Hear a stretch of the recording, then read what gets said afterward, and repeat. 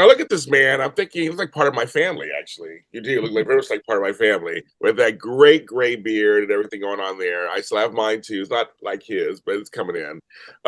You know him, folks. You hopefuls out there know him because you saw him on One Hope Calls. He plays Harley Lawrence, one of the main ranchers in the series, and we're going to talk to him and get to know him a little more and talk about the series itself. And I'm glad to have my new friend on here. Neil Whiteley. How you doing, Neil? Hey James, thanks for having me on. Pleasure. So, okay, Although before we start, I have to correct you because we did change the name of my character. Originally, it was written as Harley Lawrence, but it's actually Harley West. Harley West. Okay, let's do it. Okay, Harley West. Got it. Okay, Harley West. Well, your Yeah, first name got Harley. We got Harley in there, so we got Harley. Harley. Yeah. It's a great Harley's what matters. first name. It's a great first name. Harley. Yeah, for sure. Great name. For So Harley sure. West. Yes, Harley West. So I got a cool story to tell you. I want to share with you and the hopefuls out there. This is why shows like this that are family friendly and multi generational are great. So Let's hear it. I have a nephew who's like 16, 17. And Yeah. I was watching the show, one of the episodes, and you were popped on. And he kind of walked in, he was like, "What are you watching?" I said, "It's a show called One Hope Calls, blah, blah." So he sat down, he's like watching it with me a little bit, and he saw you. And he was like, "Wait a minute, there's a black man on this show." I go, "Oh yeah." He goes, "They were ranchers?" I go, "Oh my." So I stopped the show, I paused it, and gave him a little bit of a little history. I was like, well, here in LA, we have the Black Rodeo in Compton. You go That's to Dallas, right. Dallas has a whole monument to the Black Cowboys. Like I said, yeah, we were. I'm a horse person. I've been riding horses since I was a kid. I said, there's a Baltimore too. Baltimore has a whole community of black ranchers and yeah, cowboys. yeah. I said this. I mean, in Kansas City, I saw some in Kansas City. I said we have family in Texas, Louisiana. It's like, yeah, but it's funny this generation doesn't always know that. So Exactly. kudos to the show and kudos to someone like you who got this job. Just representation. I just think it's kind of cool. So when I tell you that story, what is that? How does it make you feel? I love that story because I tell you, to be honest, I don't get many opportunities to work in period pieces, Right. as you can imagine. Yeah. But unfortunately, when the general audience watches those types of shows, sometimes they get the false impression that if there were black people back in those days, they were either uh, servants or criminals. Right. So to get the opportunity to play a guy who is a person of color, but not only a member of the community of Brookfield, but he's actually a successful businessman. And I love that. And I love Alfonso, our genius behind the show, for giving me the opportunity to come in and tell that story of someone like that. And I think about that a lot. I think it's important. This is 1920. So you can only imagine what he probably would have had to have gone through and what obstacles he would have to have overcome in order to be in the position where he is and still maintain his sense of humor I because he thought, does sly sense of humor. well, I thought about that because I think it's 1920, 21. Yeah, Assume we don't know what age you are on the show, but we're assuming you're going back into the late 1800s. So right. when you got offered this role, did you put that? Did you make your own little backstory kind of to kind of get yourself ready, or how does that work for you? Yeah, absolutely. I for because it's not something we actually discussed, I'll be honest. So I did it for myself. And for me, a guy like Harley, back in those days, in order to be at the position where he is, he would have had to have made some sacrifices, I'm sure. He would have to have adopted a an attitude to say, look, yeah, sure, there's supposed to be obstacles in my way, but I'm not going to let them get in my way. I'm not going to let them be in my way. I'm going to go where I need to go. I'm going to get what I want, and I'm going to not stop until it's there.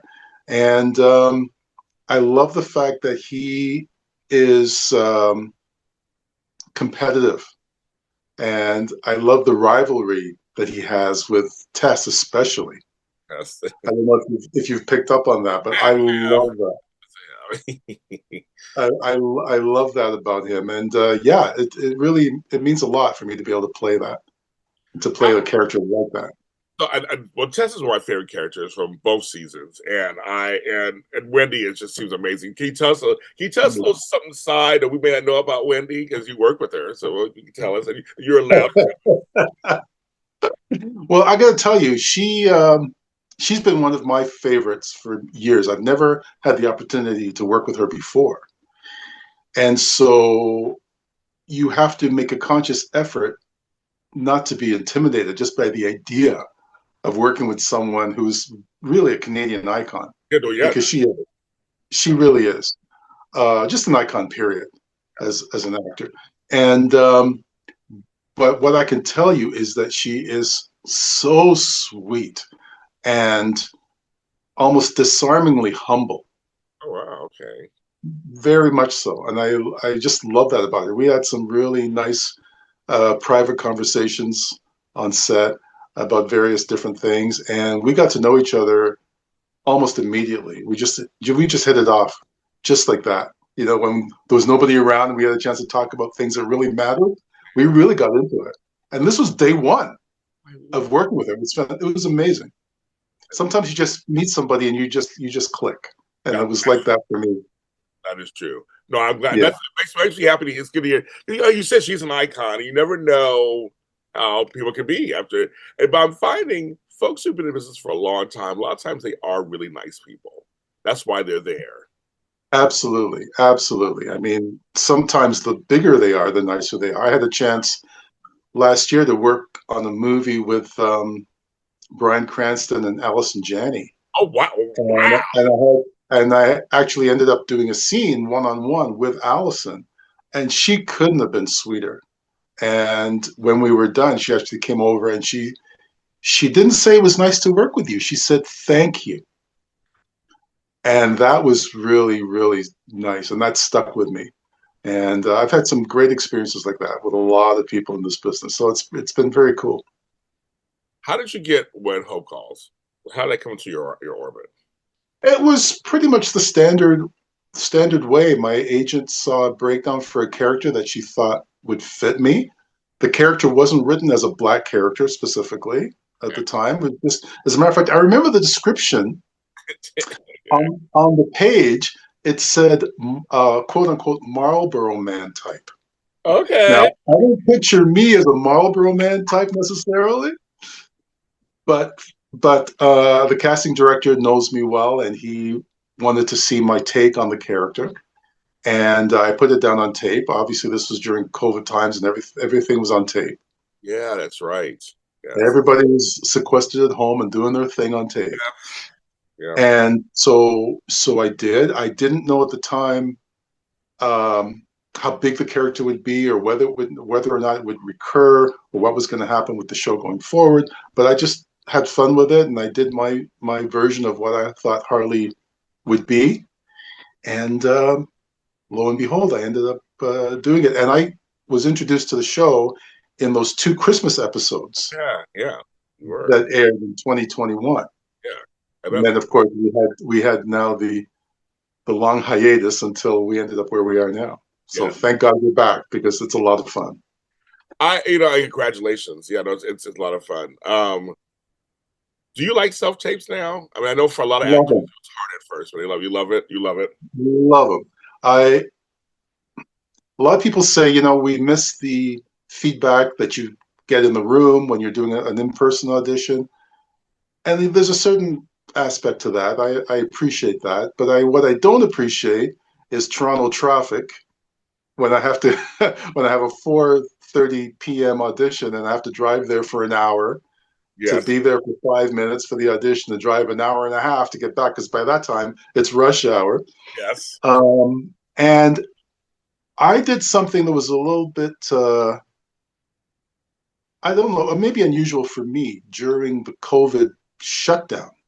When everything was shut down, we didn't know when we were going to come back. We didn't know if we were going to come back. But I knew that when we did come back, self taping would be the way it was going to be. Oh, okay. And so I spent that time really honing my self-taping skills.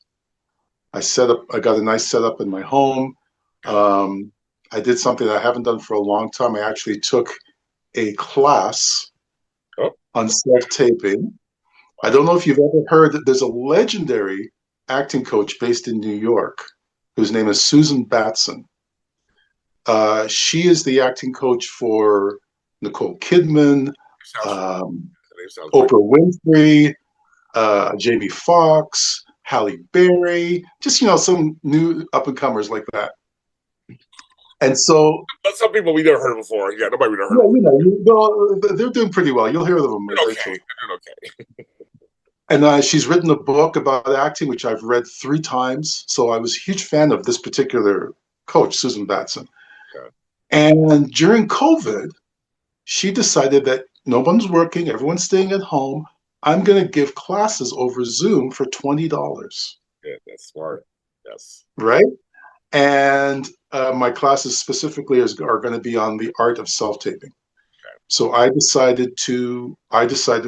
I haven't done any training for years. Yeah. I'm not doing anything. I have $20, so Good. let me do No, it. why not? Yeah. Yeah. So I did, and that was a game changer for me. And she's brilliant, and it really helped me a lot. Opened up a lot of things for me, acting wise, and in terms of my perspective. And I've been pretty busy ever since. So thanks, Susan, for that. Well, Susan, what is one thing you took away from that class for self taping that you like was very valuable? The best thing I took away from the class that was very valuable for me is to make the work more personal, make it very personal. So basically, what it reminded me is to get out of the way and allow yourself to come forward, allow yourself to come through. Because at the end of the day, that's what the camera wants to see, and that's what the audience relates to, because you're telling the truth. I like that. It's funny. Yeah.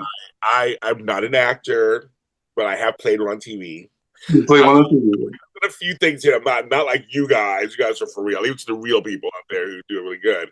But one of the things that I learned working opposite a couple of folks is be present. Just be present. Like when you're, Absolutely.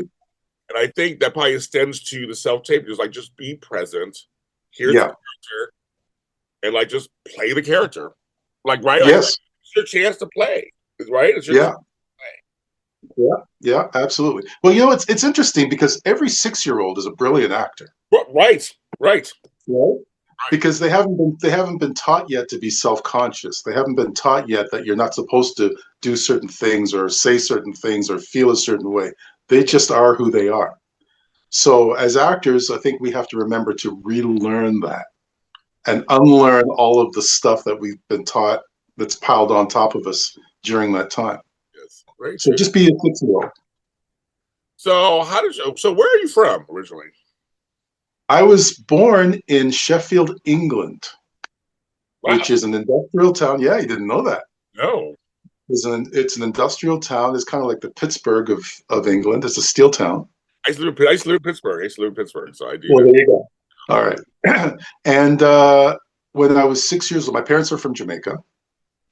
But they actually met in England. I was born there, and we came to Toronto when I was 6 years old, and I've been in Toronto ever since. Yeah. I heard there's a huge Caribbean community in Toronto. Oh, absolutely, I've never been to Toronto. I've never been to absolutely. Toronto, so I don't know. I've never been, but I heard it's a huge Caribbean community there. It's a huge Caribbean community. Yeah, for sure, for sure. In fact, we recently bought a condo. We're in a condo right now. We sold the house we were in for 30 years, and we bought a condo on the west end of the city. Okay. And it's such a diverse neighborhood here. I can't throw a stone without hitting a Jamaican restaurant in every direction. That's And I love that. that's amazing. I love that. So Yeah. we're talking off camera. My mother is Puerto Rican and West Indian, so Right. I know about the Caribbean. I've been to the Caribbean many times. I love it. Oh, beautiful. Many islands in the Caribbean love it. I just love the island culture. Um, that I try to bring with me here in Los Angeles sometimes. Like just like slow down, It's gonna be okay. Get your family surrounded by family, and all those things that we grew up with in the Caribbean culture. I love it. Definitely, I like that stuff, right? definitely, It's great stuff, definitely. right? Great stuff. Great stuff. I just did the movie. The movie that I told you about that I did Yeah. for BET. The director of that movie, he's from Detroit. He's a black director from Detroit. His name is Marvin Towns Jr. Okay. He's never worked here before, Oh, and he said he was shocked when he got here at the diversity of the talent base here. And almost everybody in the cast was not only were they black, most of them were Jamaican, and they're all local actors oh from wow. Toronto. Yeah. But we had the most amazing time because we had the jokes and everybody Oh yes. understands everything. And so it was a great time. But he says, I'm going to come back here because the talent pool in Canada and in Toronto in particular of diverse actors is so rich. He said, I had no idea. We don't know that in America. He said, we don't appreciate that. Either. Well, the first time I heard something about that, Canada had a series called The Book of Negroes. It was like several years Oh, ago. sure. It was, Yes. and I had no idea. I know about the American stuff, obviously, because I'm in America, but I didn't know. Right. As I learned, I was like, oh, there's like a whole history of Oh, slavery yeah. in Canada and stuff. And when you go to, only been to Vancouver a couple times, and I've been Mhm. to Montreal a couple times. Sure. Opposite ends. But both sides, I've had the best time and like Oh, had yeah. so sweet, so nice, and diverse. I mean, like I said, you seriously, I've seen everybody up there. Absolutely. Absolutely. For sure. It's a melting pot, definitely here. Definitely, I love it, love it. So okay, but okay, so you come from Caribbean parents, though. Well, you said you want to be an actor, or but I said I want to do this. I was like, kind of like, what? You want to do what? Like, I mean, like Yeah. years for them to even think it's serious. I mean, I'm like winning awards. I'm like making rain. They're like, is this for real? Like, is this your job? So I have to. I'm chuckling. 'Cause I have to add. You're chuckling already. I have to ask you, what did they think? Well, first of all, I can tell you that conversation never took place. 'Cause here's the history. I knew I wanted to be an actor when I was 7 years old. I remember Oh wow. distinctly the day I was walking to school with a bunch of my friends. After lunch, we're going back to school because we all came home for lunch, and we were talking about what we wanted to be when we grew up. And in my mind, I'm thinking, well, I know what I really want to be. I want to be an actor, but I never thought I could say it out loud to anybody Sure. because nobody wanted to be an actor. I mean, when we all watched TV, and if you saw cowboys or superheroes, you wanted to be the character. I didn't want to be the character. I wanted to play the guy playing the character. I didn't even know it was really a job. I Right. just knew somehow I wanted to be on TV or I wanted to be on screen. Yeah. But somehow I knew that when you have immigrant parents and you tell them, Mom and Dad, I want to go into this job where I don't know how much money I'm going to make. I don't know if I'm going to be successful or not. I don't even know exactly what the job is. I just know that I want to do it. They're not going to understand it. So, nor would anybody else that I knew. Right. So I basically kept it to myself. I never told anybody ever, Oh wow. ever. So I never even did a school play. I was involved in music. I remember we did a high school production of The Wizard of Oz, and I was a musician, so I was down in the orchestra pit. And I remember looking up at the actors on stage being so jealous because I wanted to be the Cowardly Lion so badly. But I never did it. And then in my early 20s, um, I got into the fashion business and I started a company. It was like a distribution company, sales agency. Okay. I represented all these different brands of clothing. And I ran that very successfully for 25 years. Okay. During that period of time, I got married. We had our daughter, Nikki. And one day when Nikki, now remember, I still have this, I'm harboring the secret this whole time, right? One day, Nikki came up to me when she was 9 years old. And she said, Daddy, I want to be an actor. Okay. Yeah. So I said, okay, well, you got to go and get training and you got to know what you're doing. And then we have to go through all these steps. And she said, yeah, yeah, I'll do it. I'll do it. So she started when she was about 10 or 11. And because I was self-employed, I was always the one taking her to her auditions or being with her on set all day if she booked a job, because you have to have a guardian there. Oh, of course, yeah, yeah, yeah. And I found myself in that environment. And I said to myself, I still want to do this all these years later. But at this point, I'm in my mid 40s. And I said, I still want to do this. So I went to her agent at the time and I said, Samantha, I think I want to try this acting thing, right? And her agent looked at me. And now remember, I'd never had this conversation with anybody. Her agent looked at me and she said, thank God, I was always hoping you would say that one day.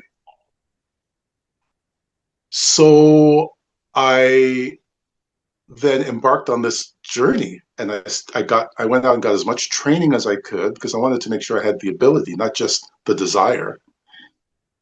And I thought, okay, I'll get some training and I'll do, a few things here and there on the side, maybe the odd commercial, make a few bucks, have some fun, and that'll be it. And I'll still have my business and I'll do this acting thing when I have time. Little did I know how much passion I would develop for this job, to the point where ultimately I did both things for a while, but ultimately acting took over my life, and here I am. And now my daughter and I have worked together several times. Oh my goodness. Yeah. Hey, first of all, I know the saying. Everybody knows the saying, but you can't be. I mean, I feel like you're so youthful looking. I'm trying not to ask your age because I know it's inappropriate, but I'm like, it's like, how old are you? You can Google it, but I'm 67 years old. What? No. Okay. Good night, everybody. That's the end of the show. Yeah, thanks for coming, everybody. Yeah. Yeah. No, I mean, you got to be kidding me. You got 67. July 15th will be my 40th wedding anniversary. I just turned 56 a few weeks ago. I thought you were my age. No. That's crazy. 67. Crazy. I'm literally in shock. Hopefuls, I'm in shock right now. I'm just saying that's true. You notice everybody was saying it's true, I guess. And good living. Good living. Wow. Well, it cracks a little. It cracks a little, but it's all good. I got those up here too, but still. Wow. Well, congratulations on the wedding anniversary, 40 years. Thank you. The business too. You guys work together. So, I mean, but your story is such an amazing story because it's like me. I got into this business later in life too. I was over 40 when I got into this business. I think I heard you talking about something where you had another job that you were really well at, but your heart wasn't in it, and you transitioned into. And I related to that. I remember that moment. I can't. Well, see, like you, they must be like, okay. So I was working in farm and ag insurance. Oh, and I was very successful, and I was very, but it wasn't my passion. It really wasn't. And the kids were grown at this point. So I mean, they never really leave you. That's the joke, folks. They never really leave you, but they're more self-sufficient than a kid. So sure. I can start doing stuff that I want to do, kind of. Like now I can really focus on it a little bit more. And I just remember thinking to myself, I've always wanted to act. I've always wanted to produce. I've always wanted to host. And I was like, I'm just going to try it. And people were like, well, you're like, how old? Why are you doing it? And then they feel like, but you're another example like me of that. It's never too late. Exactly. And that's the point of that story. It's never too late. Exactly right. Exactly right. You and I both came into this business later, so you weren't really competing with anybody. I didn't come in here like some young, hot and tender person I competed with anybody. Also, we had business. We were businessmen. Yes. Big part of it. Did that help you kind of get to also kind of your way in? Was like, I understand. 100%. I understand the value of building relationships. Yes. Oh, yes. Yes. I understand the value of understanding the market, understanding your product, which is no longer a pair of jeans or a shirt, and now it's me. I'm the product. And I have to understand how to package my product and how to find the customers that appreciate what my product is and who will want to acquire that product. And it's really all part of the same game. And the other thing about coming into this business later in life for me, and I'm sure it's the same for you, is I think I have a greater appreciation for it than I would have had if I had come into it younger.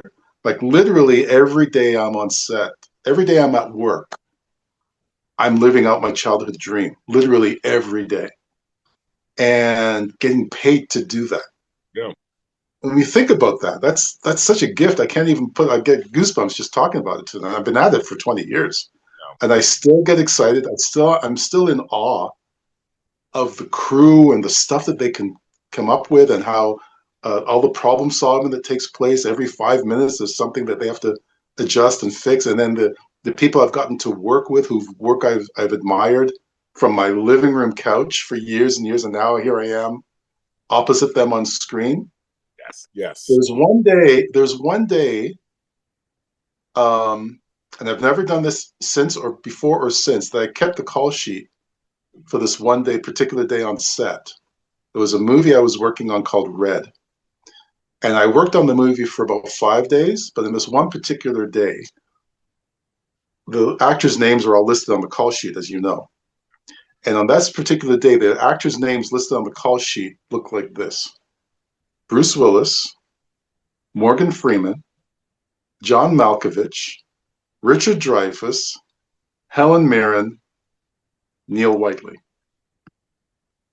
And I said, I got to keep this because this moment is not going to happen again for me anytime soon. But these are the types of things that can only happen to me because I made the decision to pursue my lifelong dream. And thank God I'm old enough now, and I guess wise enough, as you say, to appreciate it.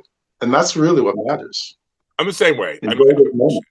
I appreciate it better now, I think, than I was younger. Yeah. I started almost about 20 years ago myself too. So yeah, Okay.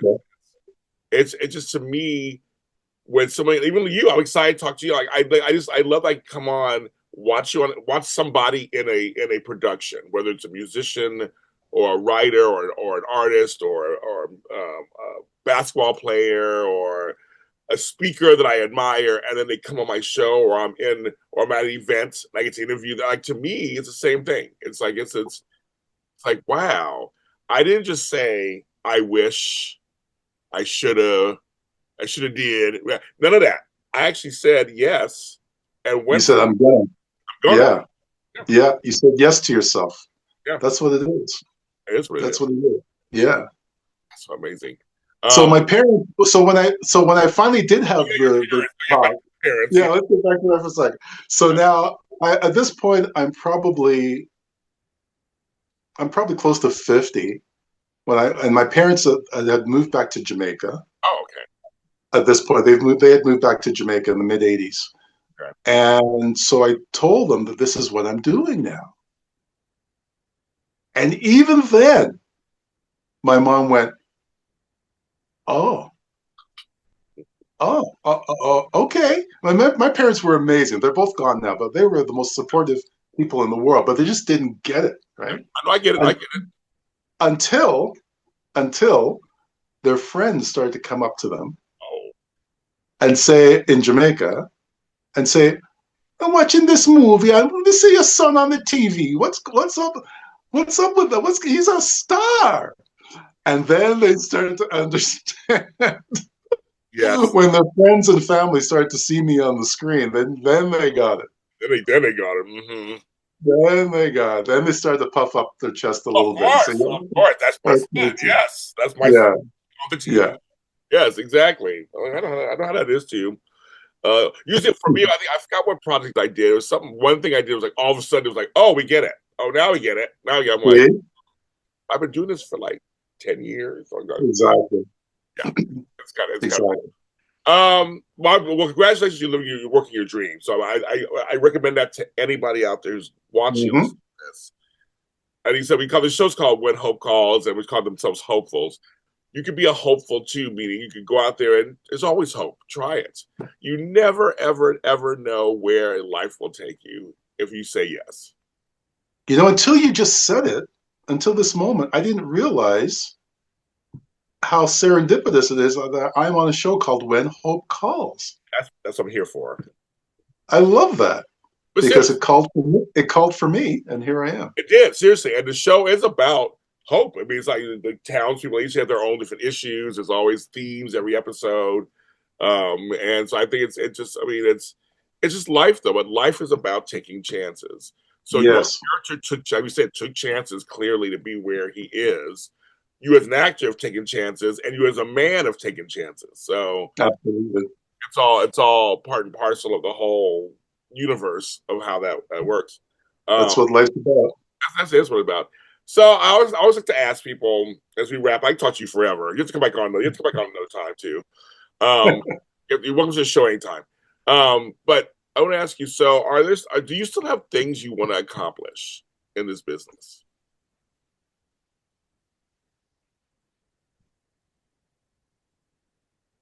Yeah. Well, I think about that a lot because you get that question a lot. What is it that you still want to achieve? What is it that you still want to accomplish? Even though I feel like I've achieved my goals. Um, I think my and because of my advanced age, That's why I think that's how I ask. Also, I feel like you should never stop dreaming, no matter how old you yeah, are.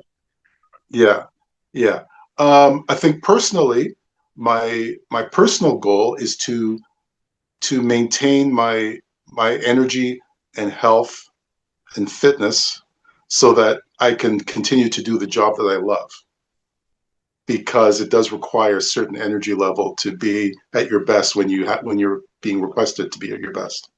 So that's important. It's just a maintenance. Um, in terms of the actual career itself, I think just more of the same. I mean, I'm having such a wonderful, wonderful time. I almost feel guilty to say that I have no specific goals, but man, it's already exceeded my wildest dreams. So one thing that I find myself doing more of these days is mentoring younger actors. Um, I guess they just feel that they feel comfortable enough to come to me and they ask questions or they seek me out and as long as I can continue to give advice to them that somehow helps them or guides them or give them a certain perspective that they find helpful. I'd like to do more of that. I wouldn't necessarily call it teaching, Right, right. but certainly lending guidance and wisdom where I can. That's really important. You've got to give back. Always. Always. I believe that completely. I don't call them my official mentees, but they're people who come to me for stuff who are younger. I just kind of like share what they need from me and Yeah, you take it as you need to and use it as you want. Uh, exactly. Exactly. I believe in the village. That's our people. I believe in the village. And so the elders have their place. The young folks have their place. Everybody in between has their place. That's right. You know? That's right. We all got our place. But at some point we converge, hopefully, Oh and yeah, we'll yeah, we yeah, yeah. can meet together. That's what I mean. We all have our places that we kind of it just everybody steps in. You look Yeah. out. You look out for each other. Yeah. That's kind of another theme of When Hope Calls. Everybody looks out for each There other. you go. There you go. Yeah, I'm tying it all together, folks. Bill Whiteley, So thanks for being on the show. let me ask you a question. What do you like about the show? That's a good question. I don't think anybody's ever asked me that question before, actually. That's so funny. I've had guests on here. I like that, Neil. Okay, let's ask you. Sure. Okay. For me, I liked the first season when it was on the other channel. I got hooked Right. on only because, of course, because I'm a Brian Bird fan and When Calls the Heart and Sure. all that. But I like that it was a different tone. And this season two, same thing. Even the Christmas specials, it's not it's the other show is kind of it can be sometimes really wholesome. This show is a little modern for that time period Mm, for the 20s. Um, yeah. Good, great humor on there. It's Little edgier. edgier. I'm trying to find the words. That's like it's not like wait for this edgier for this because like we said, we saw fight scenes, we saw shooting, we saw things you don't see on a lot of other shows on something like Exactly. Elk. But it's a little edgier. It just feels a little more modern 20s than some of the other shows. So I like the difference. I kind of like that. It's like, oh yeah, because we'll see the dialogue might be slightly different. Situations might be slightly different. Um, the characters on this show almost all of them are multidimensional. Mm. Like Tess has several sides to her. Yes. You know, this Yes. Nora has several sides to her. Michael Fletcher, the Mountie has sides to him. They're hilarious and funny, but also serious. Wyatt, Right. plays Wyatt. He has his sides to him. Yes. It's like they all have. It's kind of funny. As I feel like each of the characters have these different sides, and the show actually shows it. Yes. They show it on here. Yes. Ronnie had his whole like situation last season of the Christmas and this season too. It's like they're not. Nobody's just cookie cutter. Everybody's just nice and sweet. It's like it's a little bit of everything. Exactly. Well, great writing helps that, and as well. Yes, and I know Alfonso. She's coming on my show. So Alfonso's coming on my show. Oh, good. I love him. Oh, I didn't know I met him years ago in person in LA. So we interviewed him. So I can tell he's coming on the show next that. week. Wonderful guy. That's coming. Wonderful guy. I'm a big fan. Yeah, me too. So I'll talk to you about all kinds of the writing stuff. Okay. So I'll mention this kind of stuff to him. I just like that the characters seem a little more modern 20s. It's sort of I've seen.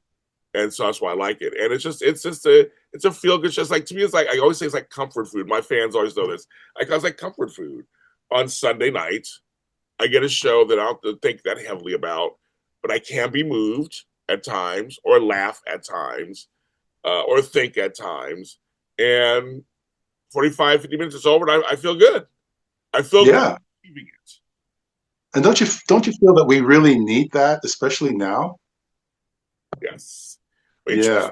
As some shows I watch on purpose, I'm like, oh, I watch Star Wars, Andor, and I watch all these other shows too, right? I just this show, these kind of shows, like I said, my nephew could walk in and watch it with me. I have to censor it and go, oh, he's like, oh my god, it's nothing. It's just a regular show, and I grew up with shows like that, with Little House on the Prairie and things like things like that. Like 80s, exactly. Like all these shows are kind of like they were just like regular shows, and I mean that just weren't the Waltons, all that stuff. They're just kind of wholesome with messages in them, but not that there were messages in them, but they were not that serious or that they didn't go into gore. They didn't go into it's just a show with a good story. Right. That's usually about two main stories going and a couple of side stories. But I think exactly. Folks have been calling it A and B story. I don't get to all that stuff. You know all that stuff. But I'm just like people at home. But I just noticed that usually a couple of main stories, sometimes two or three are kind of going at the same time, and then they have a couple of little things here and there. And yeah, it's easy to follow. It's a show that's easy to follow, easy to pick up. Yeah. That's why I like comfort food. I like comfort food too. But I like comfort food. You like some comfort food. But I do like comfort food also. The other day I had oxtails. Speaking of Jamaican, I had Jamaican oxtails. Good for you. You can get oxtail where you are? Yes, you can get them. Not as common, you can get them. Okay. They were good. I'm trying to tell you, speaking of comfort food. Right. Well, if you ever come to Toronto, I'll take you to get some real Jamaican food. I have to go. Yes, I do want to. No, seriously, I do want to go to Toronto because I hear it's like this cosmopolitan city. Yeah, absolutely. Oh, totally. Yeah. Anyway, so I do want to go. So you take. I'll trust you. You take me, and I will chow down. I got you. I will chow down. I love food. But no, but this show is the same way. This show is just when Hope Calls is just a good comfort food show. I get to watch it. I feel good going into it. I feel good leaving it. And I think we need more stuff like that for our psyche these days. Yes. Although I love that episode 6 ended on a cliffhanger. So I was going to say, right? It didn't end in a comfortable way, and I kind of love that. And I love that people tend to be upset that there were only 6 episodes. I love that too. I was mad about that. I didn't like that either. I didn't like it either. Like 6 episodes. We're just getting started. We're just getting warmed up. Getting warmed up. Yes. But let's hope that we have more. We're all crossing our fingers. Yeah. There'll be an announcement soon. I hope. I don't know. We're the actors are the last ones to know. Yeah, I know. But I was so cheap because seriously, when it ended on, we had 3 scenes that kind of ended on cliffhangers. I was like, yeah. And then of course our girl Tess. That's when she's on this episode at the end. Yes. Yes. I was like, okay, now we got something going on. But now, I mean, I'm totally curious. I know all the hopefuls want a season 3. I want one, so I can continue doing this too. But I want for the show. I want another. It's a good show, and I know Bill Abbott and everybody at GAC, and they're great people, and I just would love for it to be a season 3. Would love for Me it. too. Me too. Let's manifest that because I think the fans deserve it. They seem to really enjoy the show. I think they want it, and we certainly want to do it. So let's hope that it happens. I mean, we were waiting for a season 2 for a while. We were waiting. Woo! Yeah, I know. I mean, there's so much going on with the strike. I was striking under the strike, so we had so much going on. So we were so glad when it finally when TV started getting back to what it needed to go, and so we're so glad we're like, oh, here it's coming, and it came and went that fast. It came and went just like that, just like that. And it was so much fun to shoot. I got to tell you, I don't know how much time we have left, but I got to tell you that in this job, I love the job. My least favorite part of this job is wardrobe fittings. Oh, you go in there, try this shirt, okay. Try these pants, okay. No, try this. But for this show, the wardrobe fitting is phenomenal because the costumes, the period stuff, the hats, and when I get that stuff on, I'm in character. It's the character is. I'm sure. Oh my gosh, those clothes are amazing, and they're so comfortable and they're so authentic. I just love it. You're playing. I mean, like I said, as boys, we always think of cowboys, and like I said, you actually are playing one. That's like absolutely a dream. You're in the clothes. You're actually playing it. I'm playing cowboys for a living. That is so funny. It's crazy. I still shake my head that they're allowing me to do this. They're like, how did let me in? Who let me in? Who let me in? But seriously, it's like it's like playing a firefighter and then playing a firefighter. Like some of those things you do as kids, you're actually doing that on a show on a show that's seen by millions of people. Like it's just like that's literally my life. That's what I'm saying. Yeah. And I think about that every day. I don't take it for granted at all because precious few people get to do it. Millions wish they could. Oh my God, yes. And my shout outs, I shout out to all the actors in this business who are waiting for jobs and who are studying and who are doing the auditions and writing their own stuff and just like doing stuff on TikTok and YouTube and get noticed. Yeah. Neil is right. The more actors are not working than they are working. Absolutely. Absolutely. In a series of any kind for any length of time, it's amazing. So my friends get a series, I just cheer them on. I stand and cheer them on. Like, yes, good for sure. Anything in this business that even resembles job security is rare. Yes. So if you get it, appreciate it. Oh, seriously, folks. I seriously appreciate it. Thank you, Neil, for coming on the show. Thank you, James. That was fun. I knew it would be. Yes, and you have to come back on. So any other future projects or whatever, or we get a season 3 of this show, you have to come back on. All right. I'll be back. Okay. So, folks, if you want to follow Neil, where should they follow you? They want to talk to you. They can follow me on Instagram at Real Neil Whiteley, or they can go to my website, neilwhiteley.com. He said he's real Neil. That's right. Real Neil Whiteley. Yeah. Not the fake, not the phone. Not the fake. That's what he said. I love it. My When Hope Calls Aftershow is on every single streaming platform, audio service platform. The show itself is on PureFlix. You can go there and you can still watch it. It's still streaming. So go ahead and check it out and watch it and then watch these episodes, of course, afterwards. I'm everywhere all James Lott Jr.'s are. So just wherever you find a platform, I'm on it. So follow me there too. Thank you so much for watching the show or listening to it. If you listen to our podcast, listening to it. We'll talk to you next time.